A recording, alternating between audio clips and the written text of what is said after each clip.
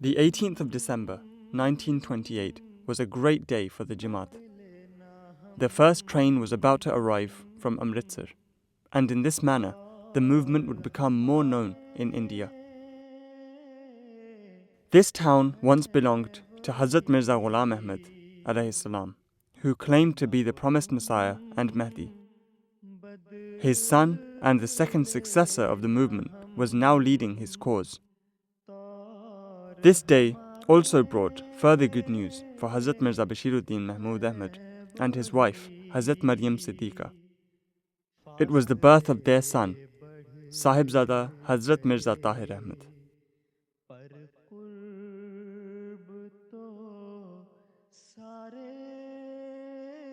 Hazrat Mirza Tahir Ahmad grew up as a happy child, ready to play and take up any challenge thrown at him. His mother wanted him to be a doctor or physician, but he was never interested in pursuing such a career. He was more keen on learning about human affairs and social works. He was interested in literature and developed a deep interest in the study of the Holy Quran. He started studying Darwin's theory of evolution. Although he had no doubts about Islam or the existence of God, he started investigating the existence of God on a logical basis. The health of Hazrat Mirza Bashiruddin Mahmud Ahmad, the second successor of the promised Messiah, started to deteriorate, and in 1955 he travelled to London to seek medical attention from specialists. Among others, accompanying him was Hazrat Mirza Tahir Ahmad. After the treatment, Hazrat Khalifatul Masih II decided to return to Rabwa, but he left his son, Tahir, now aged 26, in London to study and develop his social skills. He studied in the London University of the School of Oriental and African Studies and had the opportunity to travel to Europe. He returned to Rabwa in 1957. In 1965, Hazrat Khalifatul Masih II passed away, and Hazrat Mirza Nasir Ahmad was elected as the third successor to the promised Messiah. The problems for the community continued in Pakistan. Hazrat Mirza Tahir Ahmad worked under the direct guidance of the third Khalifa to deal with the problems the community was facing. In 1974, a legislation was proposed in the National Assembly of Pakistan declaring that Ahmadis were not Muslims. Hazrat Khalifatul Masih III led a 5-man delegation to the National Assembly which discussed the proposed legislation. Hazrat Mirza Tahir Ahmad was the youngest member of the delegation, a compliment to his knowledge, insight and familiarity with the history and traditions of both Islam and the community. On the 8th of June 1982, his life took a dramatic turn when his elder brother, Hazrat Khalifatul Masih III, passed away. Nearly 100,000 members gathered at the headquarters in Rabwa. In accordance with the constitution of the community's electoral college, a meeting of the college was convened in the Mubarak Mosque in Rabwa to elect the new Khalifa.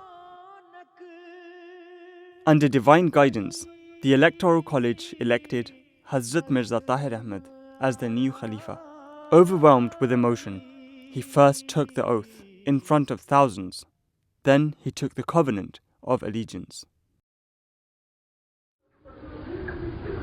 मैं अल्लाह ताला को हाजिर नाजिर जानकर कहता हूँ कि मैं खिलाफत अहमदिया पर ईमान रखता हूँ और मैं खिलाफत अहमदिया को क़यामत तक जारी रखने के लिए पूरी कोशिश करूंगा और इस्लाम की तबलीग को दुनिया के किनारों तक पहुंचाने के लिए इंतहाई कोशिश करता रहूंगा।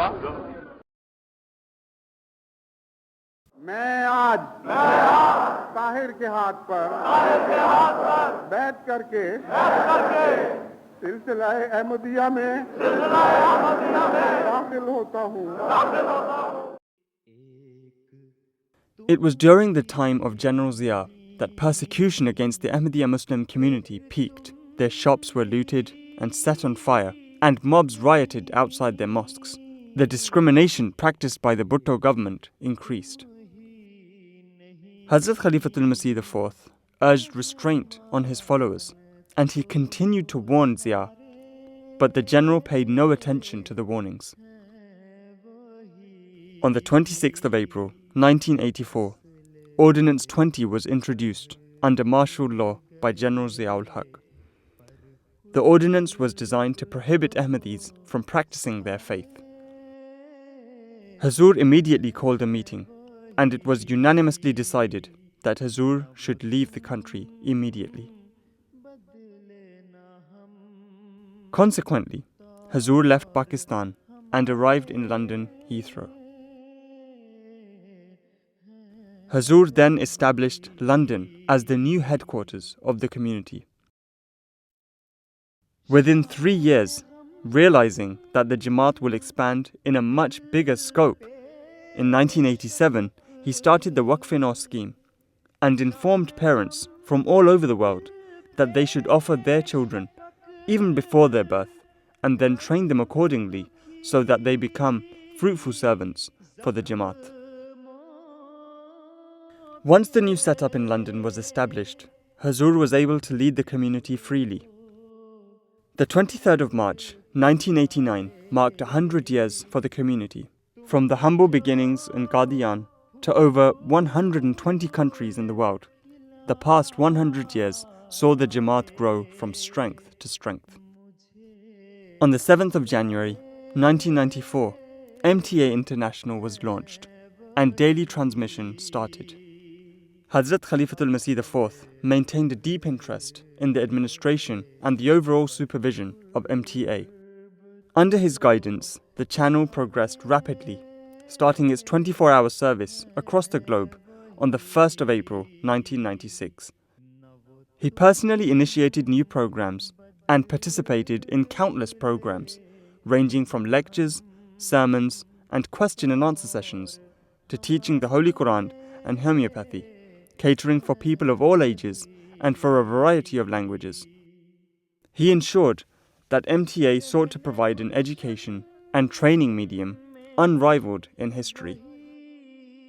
His charismatic personality graced the screens of millions. The hurdles had now collapsed, and his message could now reach the community no matter where they were in the world.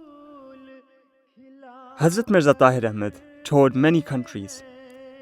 All these tours by Hazur strengthened and uplifted the spirituality and created awakening among the Ahmadi masses.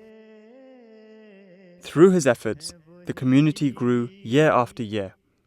More and more people joined the fold of Ahmadiyyat, and many new missions were established around the world. The leadership of Hazrat Khalifatul Masih IV was characterized by vibrancy and dynamism that became the hallmark of his 21-year tenure of office. He spread the message of God. He was a fountain of knowledge. He touched the hearts of people. He was loved by both young and old. He was a man of dignity, an embodiment of love and peace. He was a man of God. है वही न वो तुम बदले न हम तौर हमारे हैं वही